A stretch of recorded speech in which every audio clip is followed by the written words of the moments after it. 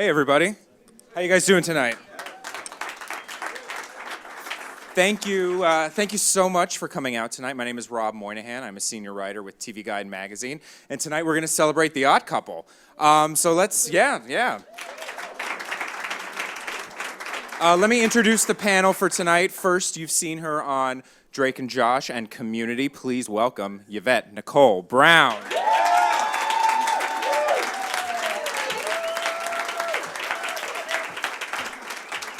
Hi, everybody.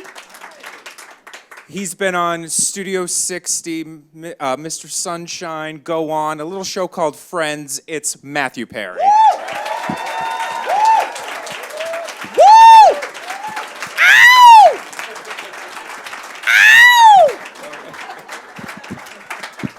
You know him from The State and Reno 911, Mr. Thomas Lennon.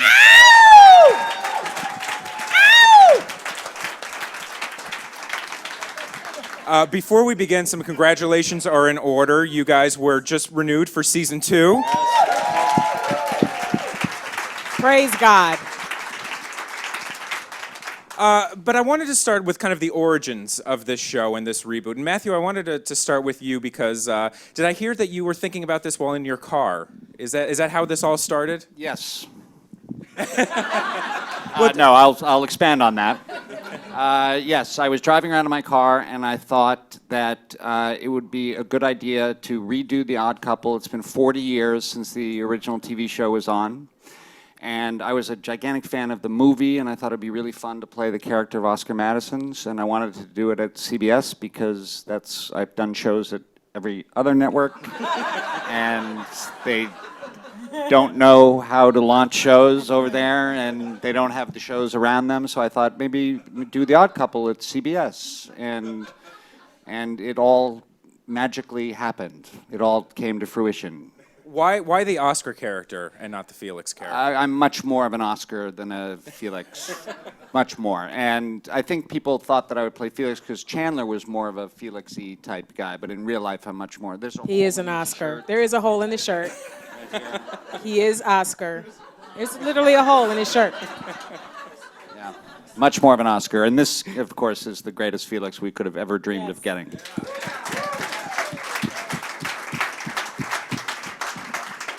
Well, Tom, when did you come along in the process? Did you have to audition for the role? I got a phone call from my agent, and they said Matthew Perry is rebooting The Odd Couple, and he's looking for a Felix. And it was one of those moments where I just thought, damn it, that's exactly me. And one of the things as an actor, I think that's important is when you can realize the story that you tell other people. And for a long time, I guess I sort of considered myself a Daniel Craig type. I can see that. And when you get over that, you just keep going to auditions and you realize, hey, Daniel Craig's never the other guy in the room. It's like John Daly, it's all these nerds. So once you embrace who you are, you find yourself to be a bit more castable. And so it sunk in when I heard.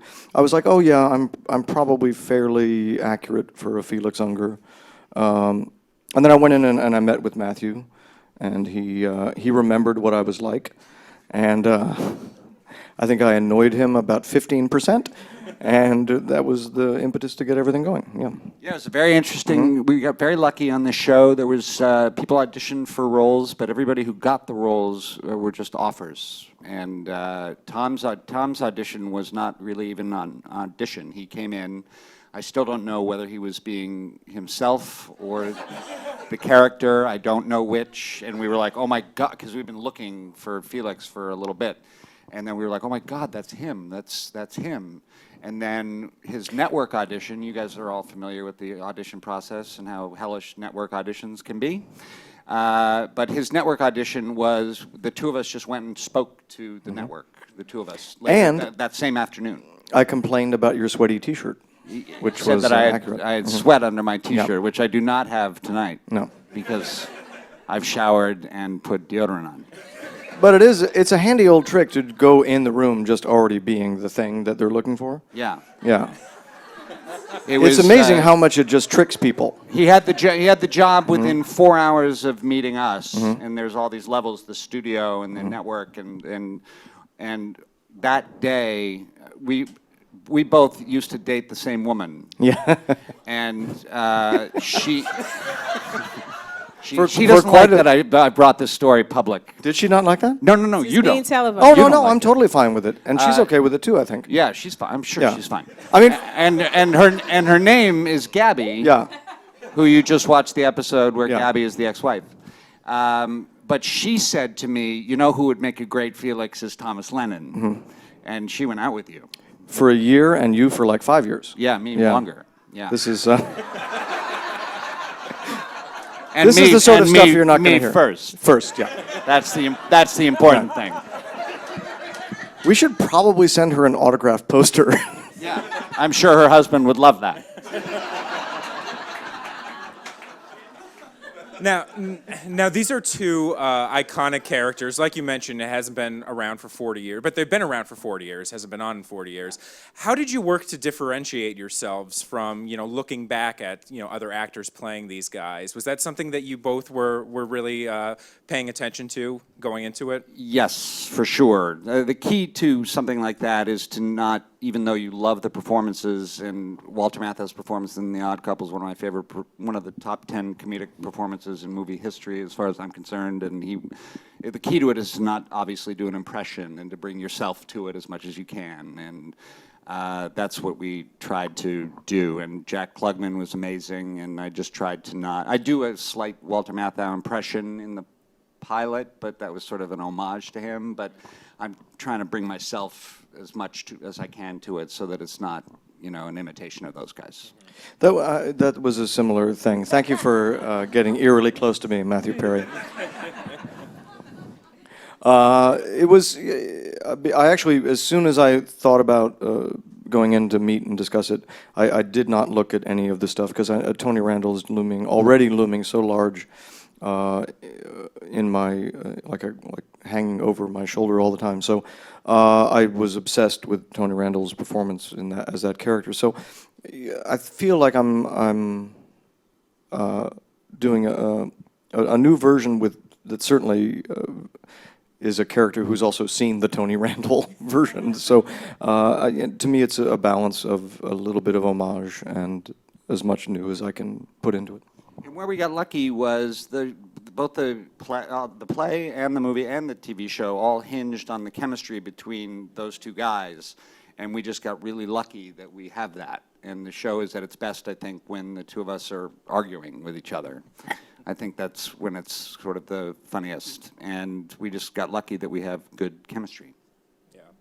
Yvette, can you talk about your journey onto the I think we've had enough out of Yvette. Oh no! Fine, go. Go ahead. Whatever. Well, I was going to talk more about my process. Let's get this out of the way.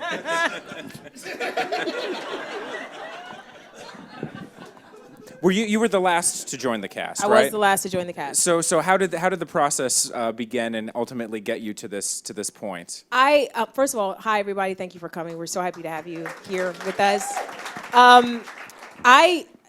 These guys are journeyman actors, they're legends, and I'm the kind of person that's like the character actor, and I'm always excited and shocked when I book something, and I usually book after a long audition process. So I'm not used to offers. I don't know that world at all. So my agent called and said, they're recasting something on The Odd Couple, and they're interested in you. Would you be interested in it? And I thought, yeah, I'd love to audition for it. It'd be great. And then I didn't think anything else about it because I was waiting for the audition to come in. And the audition never came in. So it was maybe 2 weeks later, I was on the CBS lot doing something else, a talk show thing, and one of the writers who also wrote on Community came up and she said, are you coming to work with us or not? And I was like, what do you mean? She was like, I'm on The Odd Couple. We put an offer in for you 2 weeks ago, and you haven't said yes or no. And I was like, there's an offer? Like, I just, like, freaked out. Like, I stopped what I was doing. I called my agent. I was like, please call them and tell them I'd love. And at the time, it was a guest star role because I was still doing Community at the time. And I was like, tell them that I'm sorry. First, tell them I'm sorry. And second, tell them that whatever they need. And so it went, You're like... the worst representatives in the I world. know. They're actually really good, but I think they were just trying to give me time to figure out what I wanted to do, not knowing that I thought about the audition and was waiting for the audition. So, I mean, like a couple of more days, because you guys were starting, like... This is a great lesson, though, right after pilot season. Just be around and notice. Just hang out on lots, you guys. Just be like, oh, hey, everybody. I and still just- can't get over you had an offer and your agents didn't tell you about it. I mean, it's almost... he might have said they're interested in you and they want you for the show, but I took that to mean they want me to audition because it wasn't my world. Offers are not my world. So I just didn't register. They want you for the role means that you have it. Do you want to do it? I just thought it meant they'd like you to audition with the 50 other black people they always bring in when you audition. And I was ready to be auditioning with everybody from 18 to 85 and hope that one of us got it. So, you know, I got it, which was crazy. Yeah. Yeah. And did they write the Danny character for you then? Because it was They 'cause it was a retooled different it. actress. They retooled it for me, right? Yeah. Yeah, as soon as you got it, then they wrote it to you. Yeah.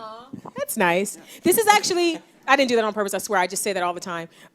Shirley says that because I say it all the time. But I will say this, as you guys can hear my voice, I don't know if anyone here is a Community fan. Yay, awesome. I don't sound anything like Shirley. This is the first show I've ever done where I've used my own voice, my own hair.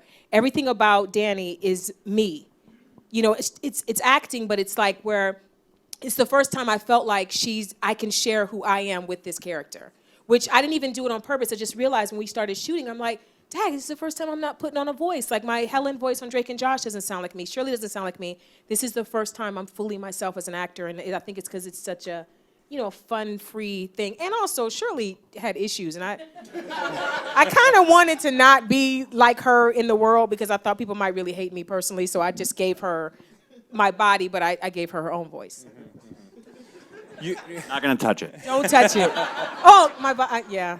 She had I'm my pretty bo- sure, by the way, for the record, I'm pretty sure if I'd auditioned for the role, I would not have gotten it. Why do you say that, Thomas? I don't know, Lennon? because as you get in your head, it's different when you're... It is hard to Yeah. audition. You guys know. It's Auditioning's like hard. movies for me. Yeah.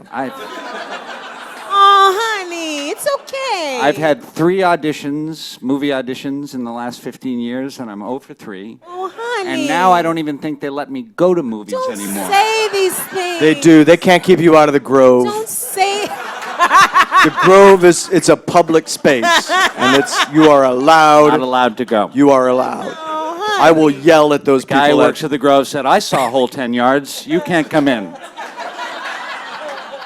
I'm just amazed someone saw the whole 10 yards.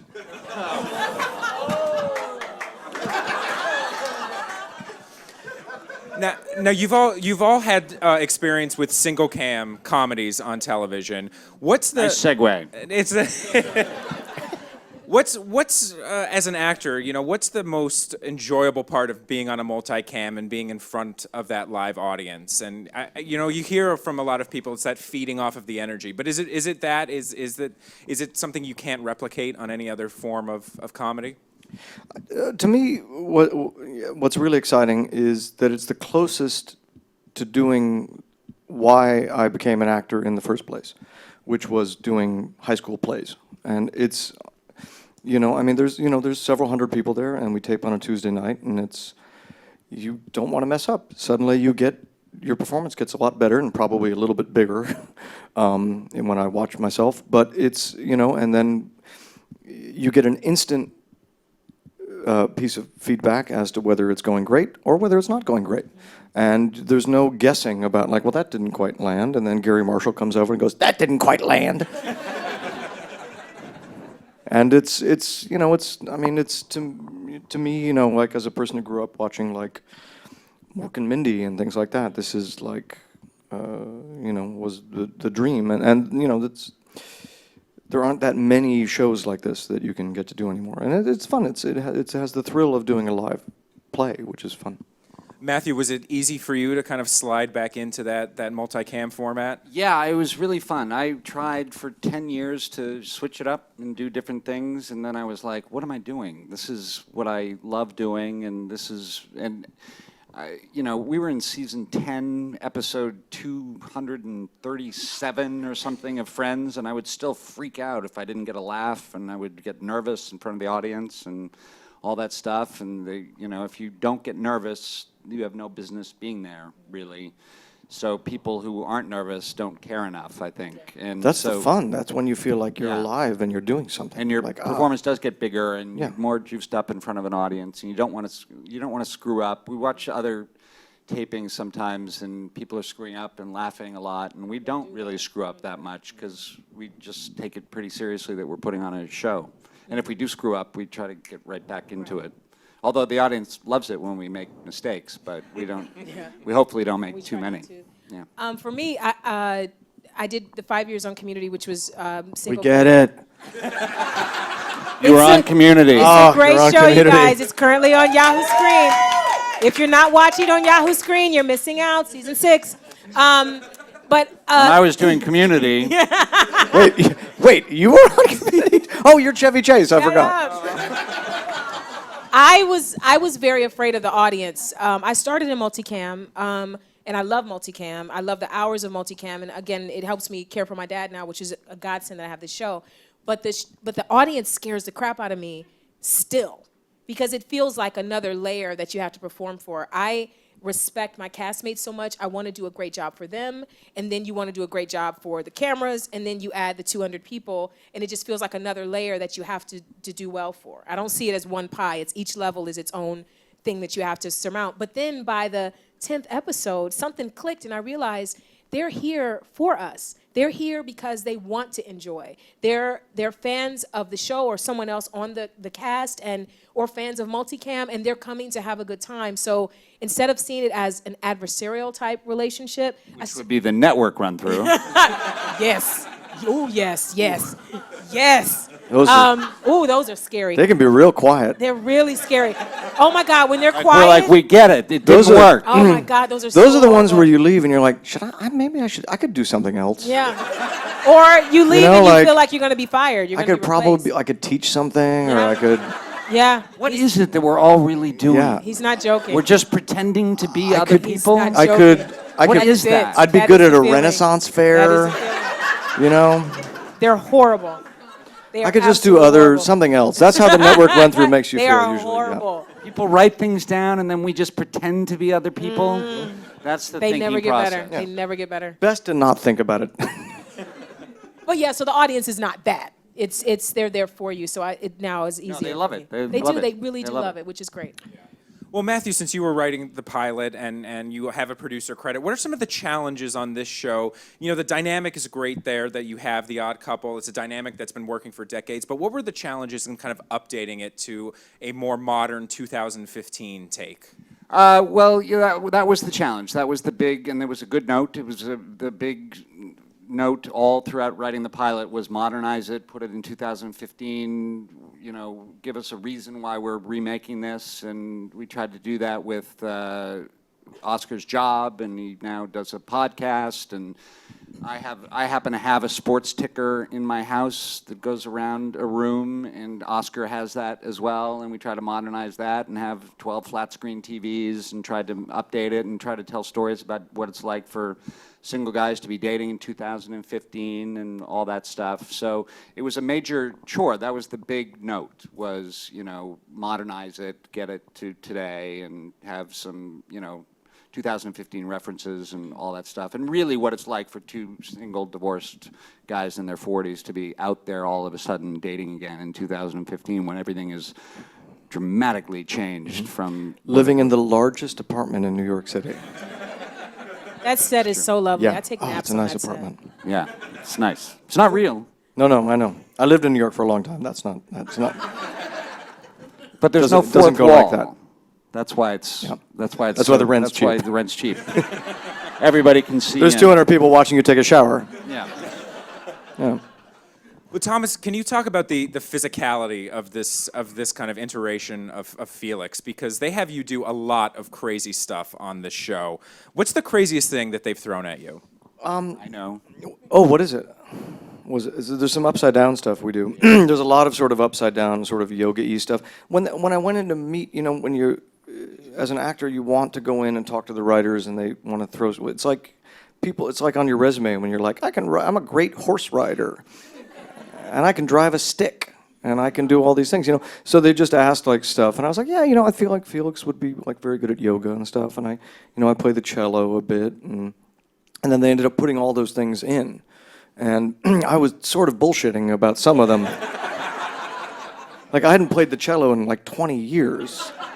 So then the whole weekend before that show, I was just like back with the cello.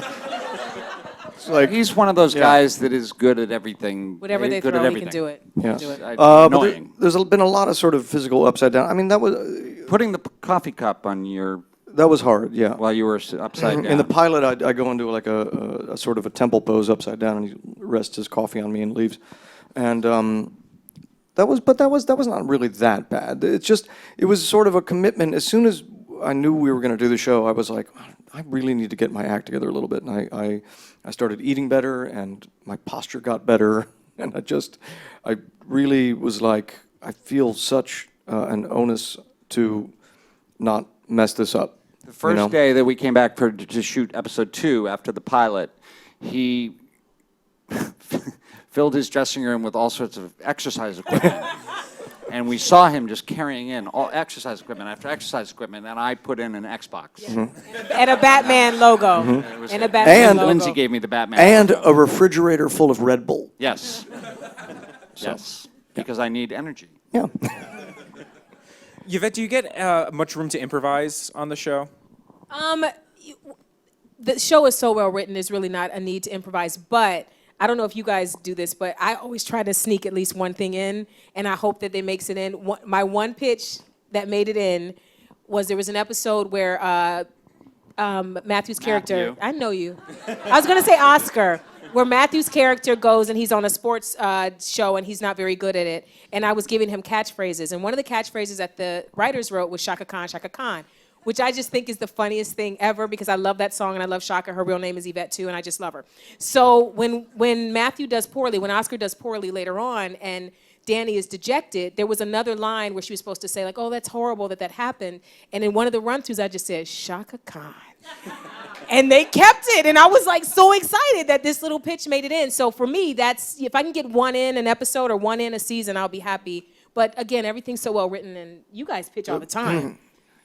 Some of those go through, but yeah. We're always pitching during the week, during rehearsals, we're pitching stuff and coming up with stuff. You, which I was, because I've never seen this before, done it before, during live shows, just say whatever you want. I do that. They love it, and they was love like, it. I was like, whoa, how did, I've got 10 years of experience where you cannot do that. Yeah.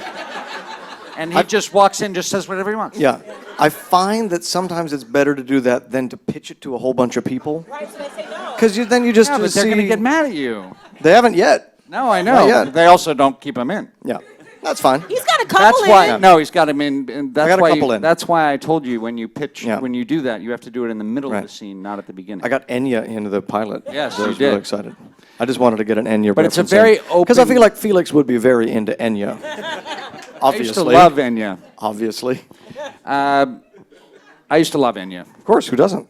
But it's a very open place creatively. There's nobody tyrannical. Bob Daly, who runs the show, is Lovely very man. nice guy, like the nicest guy in the world. The Probably worst thing that the nicest happens guy. is if he doesn't like your pitch, he just kind of does this. But he's smiling. He has a weird forced smile. And with me, it's even more forced because he really feels like he has to listen to me. Because I wrote the pilot, so he's like really like, oh my God, I have to listen to this man even more than the other actors. You can see it. I snuck in on fleek in a scene.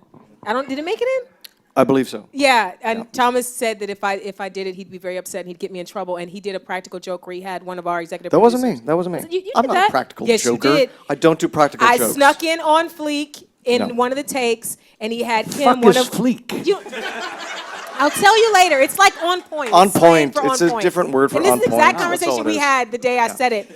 And he had Kim, one of our amazing executive I didn't. producers. That was Lindsay. It wasn't Snuck you. in That on was actually fleek. Wendell Pierce. Did Wendell do it? That was Wendell Pierce from The Wire. Wendell Pierce, one of our amazing castmates, Had Kim, I thought it was you. Had No. Kim come over and go, what is this on fleek? Like, what is this? What about And me makes me seem like I do practical I jokes? feel like you would do that. I feel like you would make me feel uncomfortable as a funny. I'm gonna fill your dressing room up with candy corn.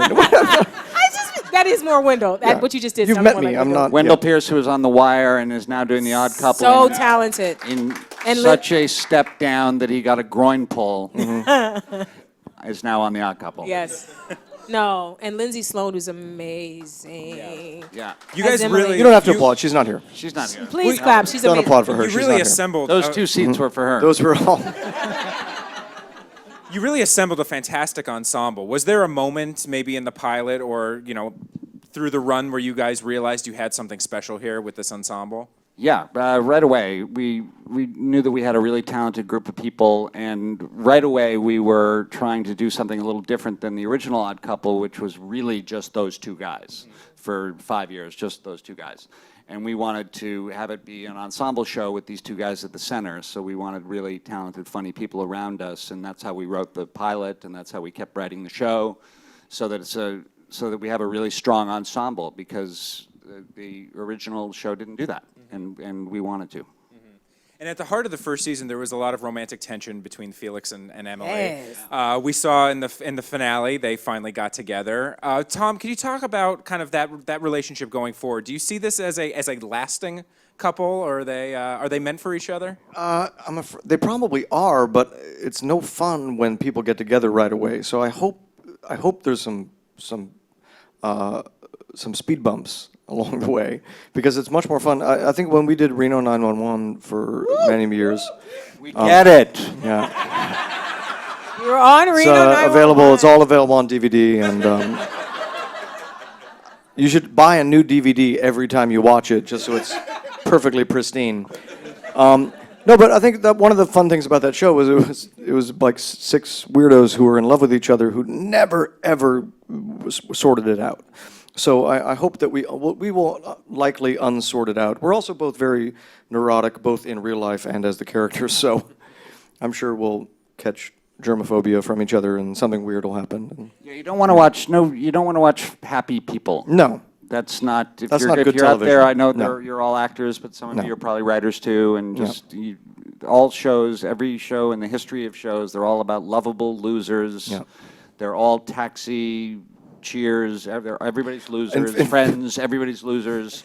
You don't want to see them be happy. No. Because that's not funny. Well, and the other thing was, as soon as it came up, Bob Daly, I was like, oh wow, Emily and Felix are going to sort of hook up, and he's like, yeah, and we're like, well, what do we do if we get picked up? He's like, we'll figure that out when it. I was like, well, shit, now we got to figure that out. Yeah. We'll figure it out. Yeah, we'll figure it out. We'll get it.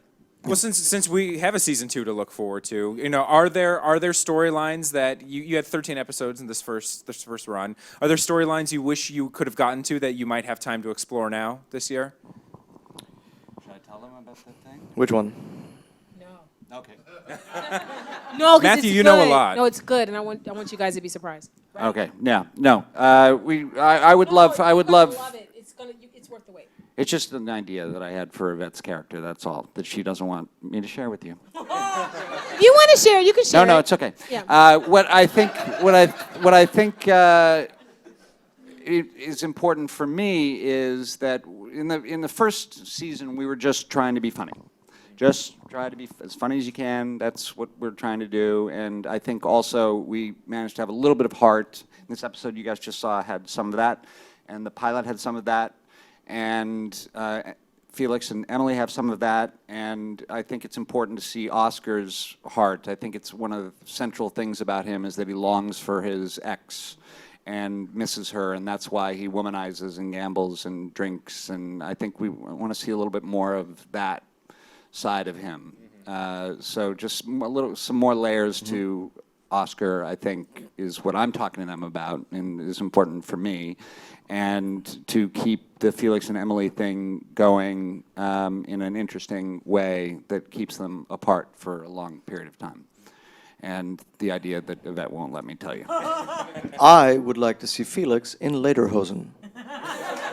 That will happen. I don't know why. Maybe he's like Probably owns some of that. I think more pantomime. Maybe he's working on some marionettes. Maybe he's made Maybe he's made a marionette of you that he. That would drive me crazy. Yeah. We had some great guest stars this season. We saw Lauren Graham in this episode. Yeah. She's not here. You don't have to clap. No, she was great. But is it a world that, that's a character that's, Oscar's ex-wife could come back at any time? Is this a world that the guest stars we've seen in season 1 might be back for season 2? I think certainly the ex-wives will be back, yes. Christine Woods played Felix's ex-wife, and Lauren Graham plays mine, and they're both great. And you want to see them have sort of a longing for their past, and so they'll be back for sure. I know I spoke to Lauren. She wants to come do another one, which would be great, and so we're going to try to do that right away. And then the other fun thing about the show is we get to have athletes on, and because Oscar is a sports writer, and does a sports podcast, so he can have athletes on, so we get pro athletes I on. wish you guys could see me act like I'm excited when they show up. Yeah, he doesn't know who any of them are. I never know who anybody is. I don't either. But I come in and I go, whoa, what? You're here? Matthew and Wendell are always really, really excited when the sports people Well, come. Wayne Gretzky said that he wanted to come to the show, and I said, oh my God, great. I didn't even know that we could get you. And he said, no, I just want to come to it. He wanted to just come watch us shoot. I was like, that's very sweet, but come on the show. And I don't know if he'll do that, but he's going to come visit anyway. That's great. Yeah. So I know it's exciting for the viewing audience. Show me who he is when he shows up. I'll point him out. Because I want to act like I'm excited. I'll point him out. Big deal. What? You know are who here? that is. Of course You I even know knew who Wayne his nickname. Gretzky is. He's the great one. The great one, exactly. Thomas, you mentioned you had Garry Marshall on set as your Always. executive consultant. Who's got the best Garry Marshall story? What did he bring to those tape nights? It's really amazing. When I came to the first table read of the show, I saw a parking space that said Garry Marshall on it. Those 2 R's. And I was like, that's he's not coming to this, is he? what I I was like, I don't know if I could do Felix Unger for the guy who did the TV show the first time. I feel like that's a really bad idea. And then 2 seconds later, it becomes hello, I'm Garry Marshall. And he sits, he's basically sitting right there at the table read while I'm reading Felix Unger aloud for the first time for me. And it was terrifying. And I thought then he would never really be around. Like, I thought it was one of those kind of rubber stampy, like, hey, Garry Marshall, But no, he's always there at every taping. He's very engaged. He pitches us jokes all the time. He gives notes. And he gave, with the very first time before I walked on stage, he'd been coming to rehearsals and stuff, and he gave me a hug and he said, "You're killing it." And I almost started crying. It was really it was really cool. So he's been a force in the show, and he's always there, and it just feels good. Whenever you feel like, is this a good idea? You're like, oh, there's Garry. This is cool. And he does a Q&A with the audience every time. So if you guys ever come to a taping, he'll come up into the stands and ask if you guys have questions and answer questions. Not just for our show, by the way. Oh, yeah. We'll go to other tapings Yes, he and will. do it. Occasionally, I couldn't believe there's some that. other shows that tape Tuesday at There's Radford. another show and that he'll- tapes on Tuesday night. He would Yeah. go to the audience, Yeah. I and love do him. a Q&A. He just wants Hey, to if be you an got a audience good room, warm-up you got a guy. good room. It was you know? unbelievable. My Garry Marshall story kind of mirrors Thomas's. When I came for my first wardrobe fitting, he had a parking placard, and he spells his name with the 2 R's, and I'm like, there's no way that it was Garry M, and I'm like, there's no way, and I just forgot about it. So we were doing, I think, the first network run through maybe, and that I was a part of, and he came in, and on sight I started to cry. I mean, the ugly cry, like tears, like all my makeup gone, just crying. And he saw me crying, and he just kind of came up to me, and I was like, I'm not ready. And so he gave me a hug, and he said, we're so happy to have you on the show, which is like my childhood welcoming me. Like, that's Laverne and Shirley. That's Happy Days. That's just like, it's just everything. And then he took a picture with me, which I framed and keep in my dressing room. So every day when I would come into work, I would see Garry Marshall and me in New Edition. Those are the two pictures I have in my dressing room because they matter to me. I thought you were going to say that Garry Marshall was in charge of your costume fitting, and I was going to say, that's weird. No, but he was. That's- He did have a say in on the Yeah. sets. His first Yeah. thing that came out of his mouth was, put a peephole on the door. Yeah. Peepholes are funny. So we put a people on the door. And then He was right. And we use it. Totally It works. right. Yeah. It's a good Lotsie. Well, it's interesting, in the state of, we talk about the state of comedy on TV right now, that you guys, the #1 new comedy of the year, season 2, and this is a multicam format that's, been around since the beginning of television. What do you think it is about this format that can still resonate with viewers and really, cross generations and get viewers to come watch broadcast comedy again? I have an answer to that question. I think that it's a different form of, there's also something in my mouth. I think there is, I got it. You got it? I was worried. I wanted you to get it. I got it. I was not going to offer to get it. No, I got it. Believe it or not. Be think in your mouth. I think it is a different form of acting that sort of lets the audience in a little bit more. So when you're doing a one-camera show or a drama or a one-camera comedy or a movie, if you're supposed to be sad, you act sad. If you're supposed to be angry, you act angry. If you're supposed to be happy, you act happy. But on a sitcom, if you're supposed to be angry, you're sort of angry, but you're like, watch me be angry. You're going to get a kick out of watching me be angry. Yeah. And that's sort of the difference. You're sort of winking a little bit at the audience. So even if you're playing sad, it's this, you're not really acting really sad, because that's not on a sitcom. So you're sort of like, watch this. You're going to, come join me and watch me be sad a little bit here. And that's the sort of a little bit lifted up acting, as opposed to there's a little bit more winking at the audience on a sitcom, and it lets them in a little bit more than one camera stuff. I think too that it's kind of like comfort food for us. I mean, it is for me. I think for all of us of a certain age, multicam sitcoms are like in our DNA. Like, we grew up watching a version of a multicam sitcom, whatever generation you're from, and there's something about seeing that fourth wall missing that just kind of feels like home for me. So for me, it's comfortable. As an actor on a multicam, it's comfortable, and then when I watch multicams, it just feels comfortable, like you're watching with a group of people and you're performing with a group of people. It's a real, gosh, I hate to say this word, it's a community. And I get it, you're on Community. But no, it's a community type experience. We were all friends in real life. Nicely done. Just so you guys know. I'm so proud of you for that. Thank you for that. He said friends, everybody. We get it. You were on Friends. So was I. You were. He was. I had a bigger role. Yeah, Joey. I think that's debatable. I think I was Joey's hand twin. Hand twin. He was. Whose name is Randall. I know. Yeah. He doesn't remember that. Nope, I don't remember seasons 6 through 9.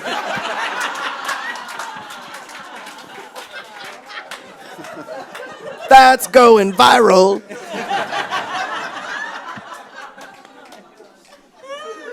And with that, Some semblance of something happening, but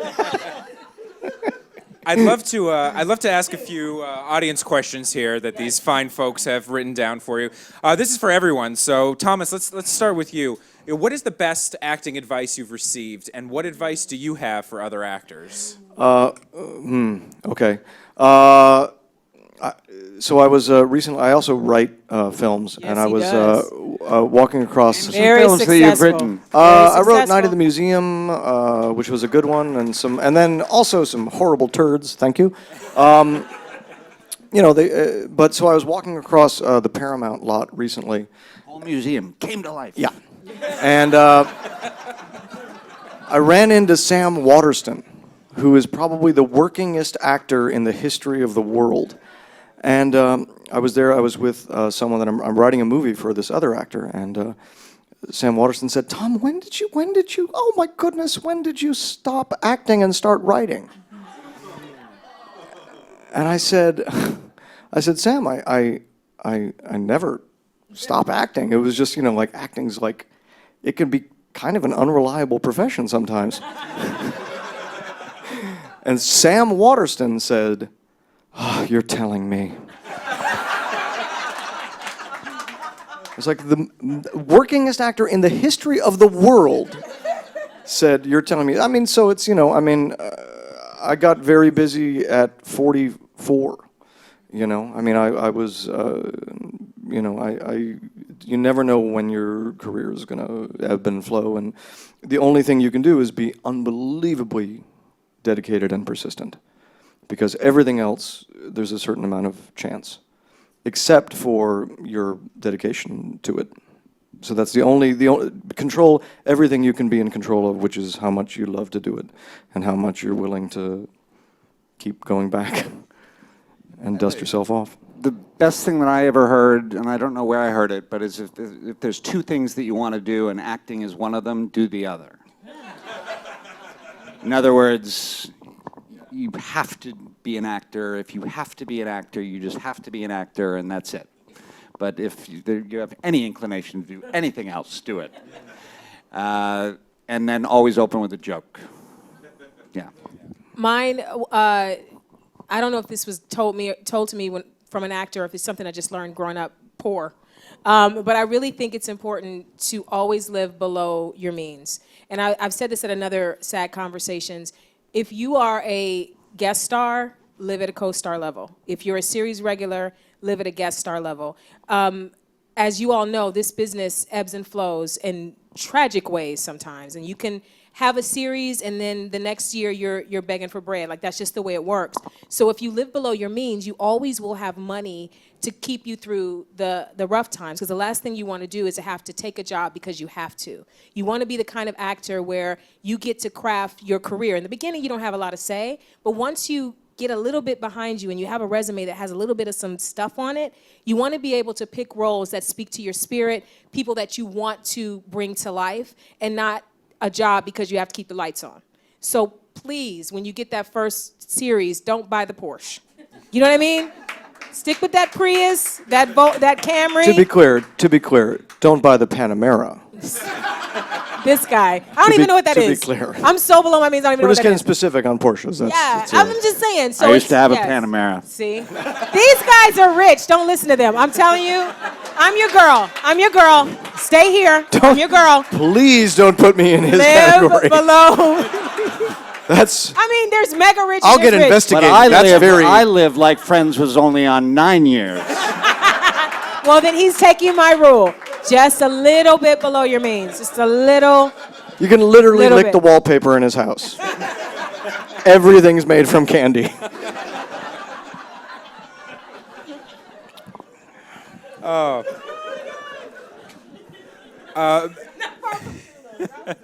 Yeah.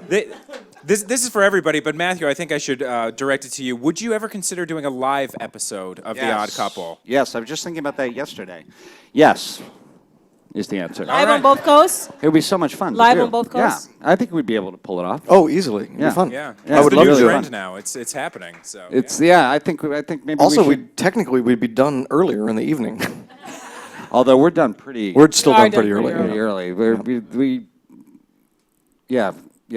I think doing a live show would be a blast. It'd be really fun. It'd be very hard for me not to sneak something in, though. Not to say something. Yeah. It'd be hard to not. those do that FCC on- fines are pretty steep. Yeah.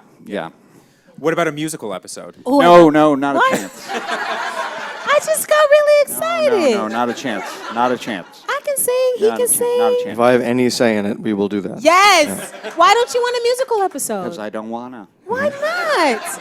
We'll talk later. I'll text All right, you we'll about talk it later. later. Everything has its You already won the other season. argument. I did. Everything has Yes, its time. Thomas Lennon, sing. Show me a reason. You know you I'll want that in your show life. You you want right. that. You don't know you want it, but you want it. Cats fit on the windowsill. Yes, Thomas Lennon. So yeah, we're doing that. Yes. Corner of the Keep in mind, sky. I have no say in things, but There's a bigger chance of us doing an episode on ice than do an Odd Couple musical episode. Also- I'm a going good to idea. text you about it later. All right, we'll text about it later. This is another question for everyone, but Yvette, I'm going to ask you first. Do you have any advice for building chemistry with your cast, either when auditioning or when first starting a project? You know, as a single girl, I like to say that you can't build chemistry. It's either there or it's not. We're my single girls. Nobody, just me? Okay, whatever. I really believe I helped you build chemistry. Let me tell you a something. month Let me ago. tell you something about him. Now you're telling the guy might watch. Okay, let me tell you something about Matthew. he's not gonna He watch. won't watch this. He's not that into me yet. Okay, let me tell you something about Matthew Perry. He is one of the best wingmen ever, and he could get an award for texting. Like, if there's anybody in here that has a problem with texting, this guy, there was a guy, I can't believe I'm telling this. There was this guy that I really liked. I'll give you my secret away. Yeah, you will? Oh, yeah, I know well, I kind of know what a secret is. There was this guy that I really, really liked, and the text was garbage. Like, our texts were just garbage. And Matthew, all of us, we go to dinner on show nights and hang out and stuff. So we were at dinner one night, and Lindsay and Matthew took my phone and said, oh my God, this is horrible. Matthew, in 2 text exchanges, had this guy asking me out again. We went out, like, in two back and forth. Me, him, I had a date. Boom. He's genius. That's Genius. the plot of Cyrano. He was my exactly. Cyrano. He's my That text is- Cyrano. that is- Literally Cyrano. All you have to do, if you want to send a flirty text, is end the text with dot. It works it. like a charm That's because it. anything you say, it's like, there's more though. There's more. I think going back to the chemistry thing, though, all of us except for Wendell Pierce are all born in August. We're all like a week apart in our birthdays, and I think we're kind of the same. We have the same temperament. We eat lunch together every day on set, and I don't even know how that started. We just liked to be around each other. Always in your room. Always in Thomas's room with all of his weight equipment and stuff.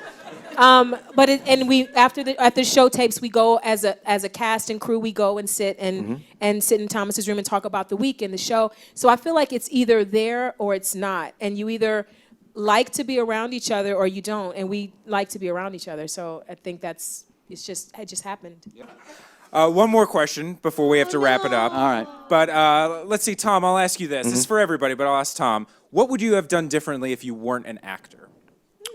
Ooh, you know, I would love to say I had some backup plan, but when I got the drama, as you notice that I just sang a whole bunch of Pippin for you right now, like, it's one of those things, and honestly, I could have, to quote Sam Waterston, I could have just written and been a writer and things like that. But if you love to act, you can't not do it. I don't really know what I would have done, except I probably would have been fairly miserable. So I would have been like someone at the architecture firm who was endlessly trying to juggle and tell jokes and bugging the shit out of people, probably. So I really had no other plan, and I felt like I have to do this, to a certain extent. Saved me. I was like, people pay you to do this? This is insane. This is so much fun, and I don't know what I would have done. Yeah, there's nothing I could have done other than this. I wanted to be a singer initially when I was a kid, and also a teacher. Those are the 2 things that I wanted. Yay, teachers! That was the 2 things I wanted to do, along with Nothing but acting. applause for Yvette. Yeah, I know. She was on Community for years. Adorable. Pretty adorable. But I think that teachers are unsung heroes, and I just always thought that it's important to catch kids like around 5 or 6 before the world has kicked their teeth in, and tell them it's going to be all right. So I kind of thought that I would do that. But the blessing of acting is that I've sung as an actor, so I still get to use that gift. And I now get to go talk to kids in colleges and in high schools, so I get to still teach. So not a teacher, but I try to teach. So I feel like acting is the gift that allowed me to use everything that I ever dreamed of when I was a kid. So it's actually really beautiful. Yeah, that's great. Well, thank you guys so much. Thank Please you. give it up Thank you, for the guys. cast of The Odd Couple. Thank you, guys. Thank you, Rob. Rob was great. Thank you, Rob.